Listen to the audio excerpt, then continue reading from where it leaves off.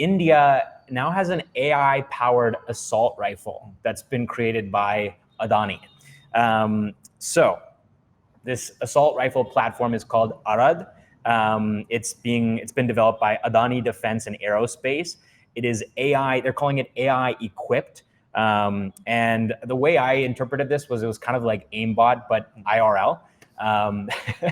And so the way that they're framing it is that the rifle sort of thinks before it shoots. Yeah. So another way of thinking of it is like reasoning rifles, you know? And yeah, so this is again being developed at Adani's state-of-the-art small arms manufacturing facility in Kanpur. And it is actually built on Israeli design fundamentals. So there is a bit of Israeli influence there as well. But the fire control system is the thing that is AI powered. So what that means is that every shot is calculated for maximum accuracy and efficiency. And the AI sometimes will actually override what the person using the rifle is doing to optimize these things. So unlike conventional rifles that fire in rapid bursts, Arad's AI introduces micro delays. This was really interesting to me, micro delays. So when you pull the trigger, it doesn't necessarily mean that the bullet is going out of the rifle right away. There's a micro delay. And so it releases the second bullet only after the first has hit its mark. Right. I thought that was really interesting. Yeah. I mean, I don't know if you're a really bad shot, yeah, then you might not be firing too many bullets.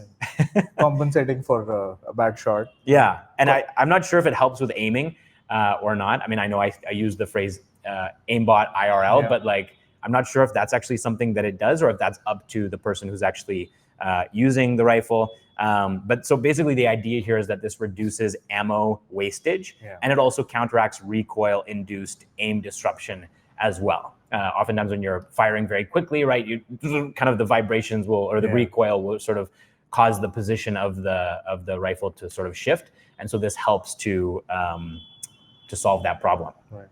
And so, yeah, just thought this was kind of interesting. This was the first time I had ever heard, yeah, about an AI, what did they say? Not AI powered, AI equipped assault rifle, or any rifle or gun for that matter. So ChatGPT for guns. Yeah, yeah, pretty much. No, but I think I understand this ammo wastage thing quite well, because I can understand that could be a thing with a fully automatic thing. You just like keep spraying and the recoil thing. So I think from that point makes sense. But I think AI is maybe, yeah, it's now the word to use everywhere. So maybe that's the thing. But yeah, I think, is this a buzzword or is it actually genuinely useful? Yeah, I mean, so I can see that there could be some models or some, algorithms that you can use to do what they're doing. But are they AI in the way ChatGPT's AI? Can you talk to your gun and talk about your day? I don't know. Like that's maybe that's where it could be AI equipped. But yeah, we need to put whatever the Grok assistant. We need to put that in the gun. Is this true?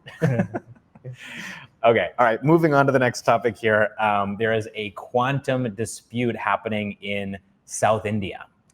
So this happened on Friday evening, but it was after we had already recorded Runtime, so there was no opportunity to sneak this in. It happened at night on Friday. So the chief minister of Andhra Pradesh tweeted saying Andhra Pradesh is set to deploy India's first indigenously built 8-qubit quantum computer this November in Amaravati with support from QPi AI. And that seemed like, that's great, awesome. They're doing this. They're deploying India's first indigenously built quantum computer, incredible. But Karnataka did not like that very much. And so then Karnataka's Minister of Minor Irrigation Science and Technology tweeted back saying, for the record, India's first quantum computer built indigenously by QPi AI was right here in Bengaluru, Karnataka. And it began its commercial operations in April of 2025. This 25-qubit quantum computer named Indus is already delivering real-world services in sectors like healthcare, defense, advanced research, finance, and other fields. And Karnataka is not only leading the nation in quantum innovation, but continues to strengthen its position as the epicenter of India's quantum future. Yeah. So that was a little bit of drama between states. Yeah, not needed. I think it's good that most states should be doing this. It's not about who does it first. I think it's about how many more people are going to do this, because this is cutting edge tech and if you leapfrog to something like this, I think it's pretty brilliant. So I don't know why fight. I mean, like, we should cooperate. You have a quantum computer, I have a quantum computer. Let's make more of this. Like, I don't say. Okay, I mean, like, fight and all makes it relevant for the news for whatever reasons, but I don't know. Stop drama. I think we should build more. Agreed. I think it's good. More states, more quantum computers if they can. In fact, I think the competition should not be amongst states, right? It should be amongst countries.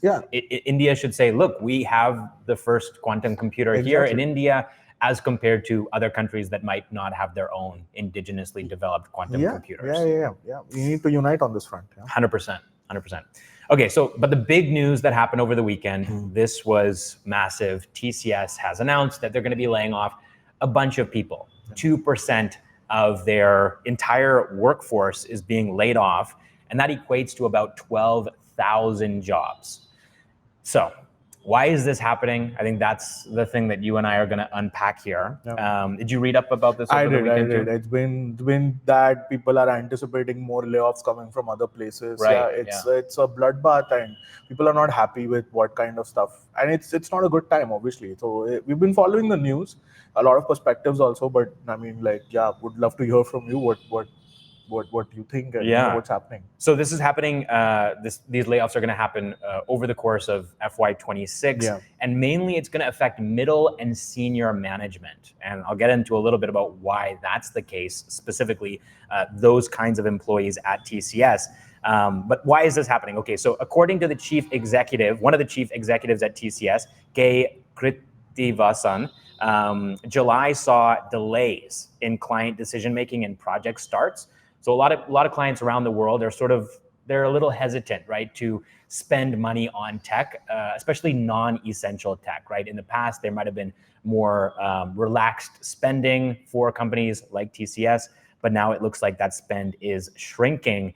And so, there's basically just this reduction. One explanation here is persistent inflation, right? That's one thing that people are pointing to. Another explanation is uncertainty around US trade policies as well, right? American companies who are paying for IT from companies like TCS or Wipro or Infosys. Maybe there's some, additional taxation potentially there as well, right? And where are things going to go? Is it going to start costing more to work with an Indian company versus, for example, availing IT services locally in the United States? That's obviously what Trump wants, right? For local industries to thrive. And so disincentivizing American companies from taking IT services from a company like TCS, for example, probably makes a lot of sense for him and for the United States and for the entire economy over there, right? But not good for India, of course. And so what's happening now, the result of these 2 points, and then also this third point, which is AI, right? And this is really the crux here, right? Artificial intelligence is probably the primary reason why this is happening. Because of this, clients now are demanding 20 to 30% reductions in pricing. And so, of course, TCS can't just say no, right? They have to comply with whatever their customers want, especially if it's becoming the industry standard and other companies are lowering their prices. They have to stay competitive, right? And so in order to stay competitive and also to maintain their profit margins, they've decided to fire a bunch of people who cost the company a lot of money. And probably ultimately, these are some of the less productive people in the company, right? Middle management especially has a track record, right? People just kind of get to that stage in their career and they kind of just coast, don't really contribute as much as maybe people who are just joining and trying to prove themselves and trying to work their way up in their career. Nothing against middle management. You guys are great, I'm sure.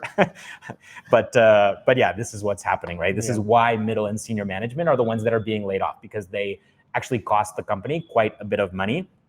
And so if there's price reductions in the industry, if clients are demanding 20 to 30% price reduction, who knows how much the actual cost to company reduction is because of these layoffs, right? Even though they're laying off only 2% of their entire headcount as a company, but this might actually contribute to, say, 20 to 30% savings within the company potentially, because these middle and senior management people are costing the company so much. This is pure speculation. I don't have the numbers in front of me, but that was just sort of the conclusion that I arrived at. Now, the question here, and this is where the debate was happening online. If AI is eating TCS's business, then why doesn't TCS just invest in AI, right? Why doesn't TCS build large language models or acquire companies that are building large language models? I mean, they certainly could, right? It's very possible for them to do that. And we're seeing also in China too, there are a lot of companies that are coming out of nowhere, right? DeepSeek came out of nowhere. That's why it went viral. It's why, apart from the fact that it was an amazing model, R1 was incredible, but also DeepSeek kind of just came out of nowhere, and everyone was like, whoa, this company just like blew up. And now we also are seeing a sort of second DeepSeek moment now with Kimi. I don't know, have you gotten a chance to play around with Kimi? No, not really, but I've heard. It's another popular Chinese model. And again, same level of popularity and potentially impact as well as DeepSeek back in the day, right? Ancient history in the AI world. Is it the one that has video models? Kimi? Yeah. I don't know if they offer I've heard video. something about a video model also coming out from China, but like your point, like there's a lot of stuff coming out from China. So yeah, tons of stuff coming out of China. And so it's like, why is that not happening in India, right? And especially, why is that not happening? Why is that not coming out of companies like TCS with these massive market caps and huge opportunity for building models, right? They have access to all of these like tens of thousands, hundreds of thousands of employees. Why don't they actually, I don't know if it's hundreds of thousands, but tens of thousands of employees. Why don't they actually, it must be hundreds of thousands, hundreds of thousands. And they're sitting on $6 billion in cash. They're basically paying out dividends, but they could invest that cash. Not only do they have people that they can use, but also they have capital. Like, I mean, right now there are founders raising $1 billion, $1.5 billion for their new LLMs. They have $6 billion that they're sitting on, and they're not utilizing their cash. I think they're thinking about short-term gains by doing what they're doing. And I don't think that was a culture ever in India, that we have to build something new or we should invest that kind of risk. That risk-taking appetite is not there with these companies, which is why they're laying off. Like, they don't need to, but they're, of course, I mean, what you're pointing out is correct. I mean, I don't think AI has started to eat into the business yet. Well, this might be one of the first moments. Yeah, this is the perception. So basically what you pointed out is perfect, that the clients are either delaying the order, or they're just like, maybe the deal making is taking time because they're demanding better prices, better everything, as you pointed out, right? That is because the perception now is that the cost to make software is cheaper. Because like, you know, with AI, I don't think you need to use as many resources. This is the perception from the client side as well, which is impacting not just them, but everyone. Everyone is saying that, oh, you know, I can one-shot an app and then I want you to improve it. That's how people are going to the consultants these days, right? So of course, I mean, but their reaction to the reduction of prices is to lay off instead of innovating. Yeah, instead of innovating, or to say like, okay, if as you pointed out, if the 2% is saving them 30%, and they have a drop of 30% in revenues, they're just managing that. It's pretty much like a mathematical or a consultant type decision, instead of like a visionary type decision that we have capital, we have people, we don't need to build a new LLM.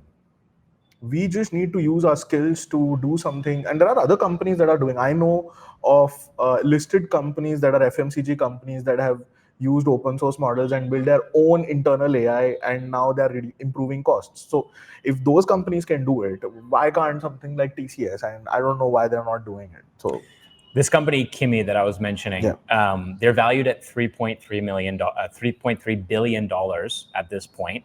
TCS's market cap is more than $100 billion.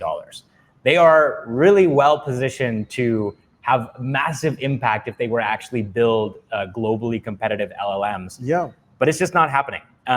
So there's this account, very popular account. You obviously must know of this account, Protosphinx. And so this person tweeted out something that I thought was very succinctly put. So apparently China has several top models now. I can understand India's manufacturing challenges. I can understand the infrastructure gaps. What I can't understand is how Indian IT giants sitting on billions of dollars have not made any real AI progress while the core business is under direct threat. And they continue to peddle nonsensical visas and whatnot. Their business is over. He's basically saying this is sort of like a Kodak moment for, or a Blockbuster moment, right? I think you guys didn't have Blockbuster here in India. No, not really. You know what I'm talking similar. about. I know exactly what you're talking about, but yeah, it's that moment. It's a Kodak moment. It's a Blockbuster moment. And no, I'm not talking about cash-starved startups, right? Like companies that are operating out of the residency, right? Exactly. Here, there's a lot of innovation that's happening, right? That's not what he's talking about. This isn't even about India, really. It just makes business sense to own state-of-the-art models if you're an IT leader with more than 100,000 employees. AI is going to eat your own business alive in 10 years. It's just common sense to basically build or acquire state-of-the-art models. Right.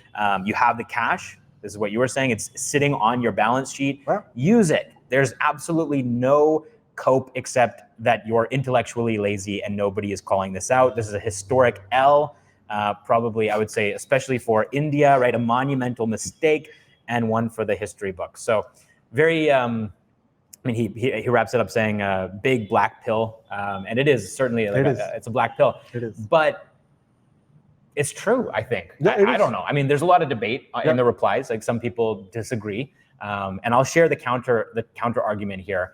But it's really sad to see that these sort of leading companies that honestly, like if these companies were never created, this entire Bengaluru ecosystem that we currently exist in would not exist, right? They've had massive impact and influence and hugely beneficial for India's startup ecosystem and Indian innovation as a whole. Yeah. But now it feels like they're kind of, they're just on autopilot. Yeah. I mean, so you mentioned this company from China is 3 billion, 3.3, and they're sitting on 6 billion. They can just even acquire and still not deplete their cash reserves. China has these many models because they've been investing into training people on how to use Raspberry Pi and training people on how to use Arduinos and hardware at a very young age. So they are value engineers beyond a lot of things.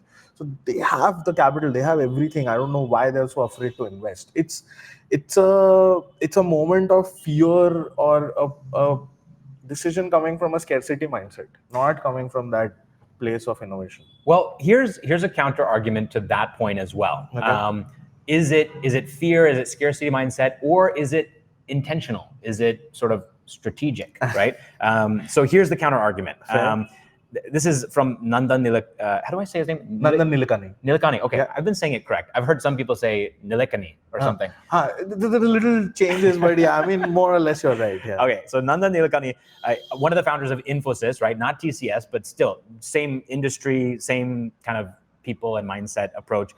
This is in October of 2024, right? So it'll tell you a little bit about the strategy and how people in this industry are thinking, especially the leaders. He said, our goal should not be to build one more LLM. Let the big boys in Silicon Valley do it, spending billions of dollars. We will use it to create synthetic data, build small language models, not large language models, quickly, and train them using appropriate data. It's all about data. How do we create the infrastructure for collecting the right data and make India the use case capital of AI globally, where we actually deploy and scale and speed in a frugal manner? Yeah. Let other people build LLMs. We will make sure that it works for people. Yeah. So that's the mindset, right? Let's not spend billions of dollars building LLMs and this bloodbath that's happening in Silicon Valley, right? It's also a bloodbath over there, right? Yes. There's not just there's no layoffs, but there's like crazy poaching, right? Like companies are just stealing, super smart people, geniuses from each other. It's a bloodbath over there too, and companies are burning so much money trying to just, squeeze out a little bit more power out of these models. Right. So I don't know. Maybe these IT companies are saying, look, we don't want to be a part of that fight. We'd rather do something else instead. No, but are they? Like Nandan's point is absolutely correct. And I think a lot of startups are also doing that. I think DeepSeek is also not fundamentally their own model. But what they've done is they've really optimized on the CUDA usage or the nitty-gritties of the GPU. They have really optimized on that, which is why it makes it better not better. I think it's not the right word, because obviously the big LLMs are always going to be a step ahead. But have they adopted? Have they created something? Have they fine-tuned something that exists in some way that is unique to us? As Nandan said, synthetic data, improving GPU usage, and making something that is unique to a use case. I don't see that coming out. And the other part is doing 12,000 layoffs, 12,000 people unemployed is not a small thing. It's a big thing. So if your decision, I mean, see, the point is that the counter is not to the layoffs. The counter is, do they invest in an LLM, which is fair. It's a good counter. But the layoffs, or the manner in which it's done, the point is to upskill the existing workforce instead of just saying, let's just lay them off. The other side is, of course, it might be bloated. This is some of the bloat that we're seeing that is coming out of maybe the extra people that they hired in the middle management, in the upper management, even the people who are benched. Like, I think one of the first things they did was that they said that you can't be on the bench for more than X number of months. And I've had peers back in the day who started their journey in TCS or Infosys that would be on the bench for 8 months, 9 months. What is the bench? Bench is basically like there is no active project. Oh. So you're not, whatever, I mean, like your comps changed a little bit, your compensation has changed a little bit, but you just come to office, wait for a project to be aligned, right? So now this is some of the bloat that is coming out. So it's a mixture of a lot of things, but at the same time, I think they are still, I don't know, that's not, I don't see anything visible coming out of TCS saying that, hey, we've done this, or hey, we've done this kind of fine tuning to the model, even internally or externally. We don't see that. So can you imagine if they just took all the people that were on the bench at any given time and they're just like, go build LLMs? Yes. Like, wouldn't that make a lot of sense? Yeah. I don't know. Exactly. I mean, yeah. They're paying these people, like they might as well make use of them, right? Exactly. One more take here from Gagan Sharma. He's the founder of Staff Anchor. And I think he just kind of explained it in a way that really connected with me. This is the math that built TCS. One US developer costs about $150 per hour. 10 Indian developers cost about $25 per hour each. So that's about $250 per hour. So the client ultimately ends up saving money and gets more output from Indian IT companies like TCS, right? Here's the new math. One US developer plus AI costs $200 an hour. 10 Indian developers plus AI costs $300 per hour. So suddenly now the client is getting the same output, but the Indian model actually costs more in this case, right? Yes. And so this is why these cuts are happening, and also why it hurts. These are the people who are charging $40 to $60 per hour. Those are the people, okay, I'm just trying to read through this here. They can now do their work for 10 cents per hour. Junior developers at $15 per hour, still cheaper than AI for now. What TCS and other companies should have done 3 years ago is train 600,000 people to work with AI, but instead they trained 60,000 people to work like AI. Right. And so the fundamental misunderstanding here of human AI collaboration killed this model. AI is ultimately going to replace a lot of people. Yeah.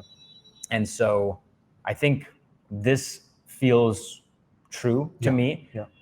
There is going to come a time in the future where a very large majority of the people who work at companies like TCS are no longer required, right, because they've been replaced by AI. Yeah. And so at that point, what happens, right? Yeah. Companies like TCS are spending a bunch of money employing all these people, but their clients are moving more and more towards AI solutions. Right. And so I think they're just going to inevitably end up laying off more people and more people. Like, this is the trend this is my prediction. Yeah. This is just going to keep on happening. Yeah. There are going to be more layoffs. This is just the start. It's just the beginning. And it's just the beginning for TCS, but also for the entire industry. We're going to see layoffs across Infosys and also Wipro and all of these other IT companies here in India. And especially now that TCS has done it, all these other companies are going to say, okay, well, they've done it first, so now we can go ahead and do it too. Exactly. So there was a news that had come up, and which I mentioned about the benched people, right? Like, so the way for them to skirt around this layoff stuff is that if you are benched for more than X number of days, you'd be terminated. So they're basically avoiding the layoffs by doing these kind of policies. So this has already started like 3 months ago. This is the first blow, and you're right. I mean, there's going to be more to come. Yeah. It's going to be tough. Scary.